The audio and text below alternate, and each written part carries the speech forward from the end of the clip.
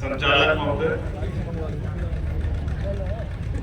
आज यहाँ उपस्थित सभी नौजवान साथी, माताएं, बहनें, बुजुर्ग और हमारा पूरा किसान परिवार, सबसे पहले तो मैं उन शहीदों को जिन्होंने अपने प्राणों का बलिदान दिया, जिनकी वजह से वो संघर्ष जीता गया, उनको श्रद्धांजलि अर्पित करता हूँ, उनके बलिदान को नमन करता हूँ। उनके साथ साथ उनके परिवारों को भी, आज हम यहाँ हैं वो हमारे बीच में हैं, या आज हम कुछ घंटे उनकी बात करेंगे, लेकिन जिन्होंने जो अपना खोया है उनको ज्यादा एहसास है।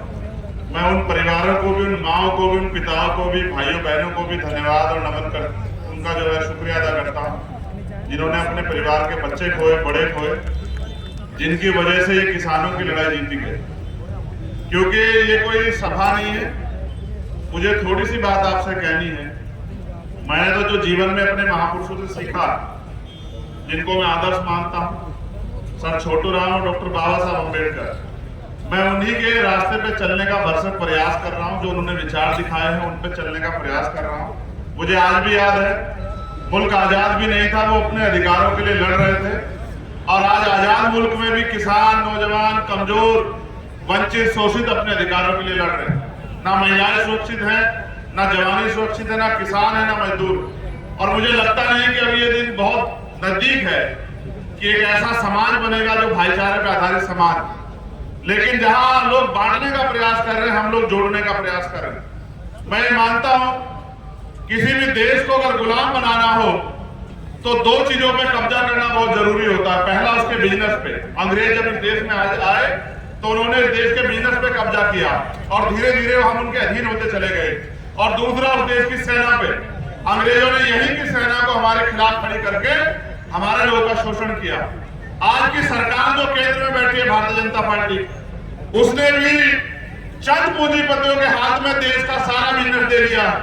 ऐसा दिन आएगा देश में कि आपको रोटी के लिए भी, जो पैदा आप जिस अन्न को करते हो, जिसके लिए आप मेहनत करते हो, दिन रात अपना परिवार नहीं देखते, सुख दुख नहीं देखते, चैन नहीं देखते, उस आटे को भी आपको उनके गोदामों से खरीदना पड़ेगा, उनके बड़े बड़े स्टोरों से खरीदना पड़ेगा। दूध की बोतल से लेके और दूध तक आपको वहीं से मिलेगा, आप उनके ऊपर अधीन हो जाओगे। इसलिए आज अडानी, अंबानी और तमाम ताकतों को मजबूत किया जा रहा है। सारे विरोध के बाद प्रधानमंत्री उनका साथ छोड़ने को राजी नहीं। और जिस तरह से अग्निवीर लाके, अग्निपथ लाके इस देश की सेना को कमजोर करने का काम किया, स्पेशली जो जातिगत रेजिमेंट थी, आज आपको महसूस भले ही ना होता हो, आने वाले 10-15 सालों में जातिगत रेजिमेंट से सारे लोग रिटायर होकर घर आ जाएंगे, और अग्निवीर के नाम पे जो भर्तियां हो रही हैं, आपके बच्चे वहां नहीं रहेंगे। इस देश में एक विचार की सरकार और उनके सेनापति खड़े हो जाएंगे। आप अपने देश में दोबारा गुलामी की तरफ बढ़ रहे हो। मैं धन्यवाद दूंगा खड़कर टोल की पूरी टीम का, जिन्होंने मुझे यहाँ आने का अवसर दिया। मगर मैं वचन देकर कह रहा हूँ कि अगर देश की को बचाने के लिए और देश की जो अस्मिता है, देश की जो अखंडता है, उसको बनाए रखने के लिए कोई भी कुर्बानी देनी पड़ी।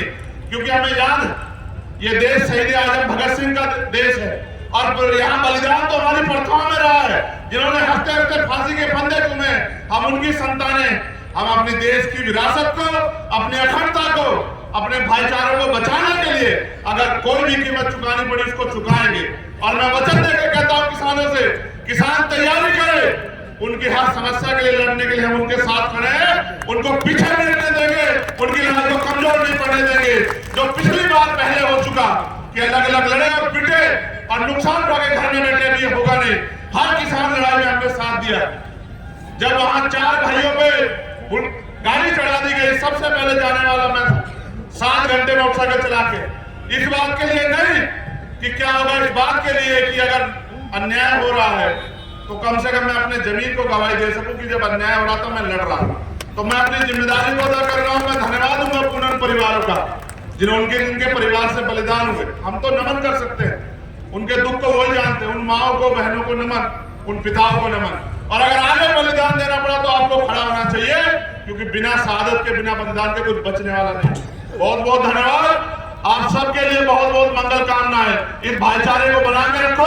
ये भाईचारा ही दुश्मन को हराएगा, ये भाईचारा दुश्मन के दांत खट्टे करेगा, और यही भाईचारा इनको यहां से देश की सत्ता से भी उखाड़ के फेंकेगा। बहुत बहुत धन्यवाद। जय भीम, जय भारत, जय जवान, जय किसान। धन्यवाद चंद्रशेखर जी। और हमारे बीच में एक छात्र नेता निर्मल